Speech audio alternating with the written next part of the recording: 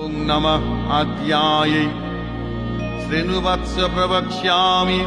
आद्यास्तोत्रं महाफलं यः पठेत् सततं भक्त्या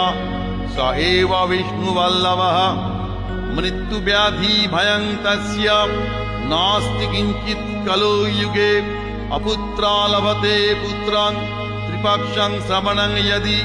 दो मासो बन्धनान् मुक्तिर् विप्रवक्त्रात् श्रुतं यदि मृतवत्सा जीववत्सा षण्मासं श्रवणं यदि नौकायां संकटे युद्धे पठनात् जयमाप्नुयात् लिखित्वा स्थापयेत् गेहे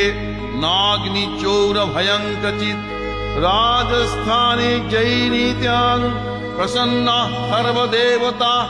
ओं ह्रीं ब्रह्माणि ब्रह्मलोके च वैकुंठे सर्वमंगला इंद्र।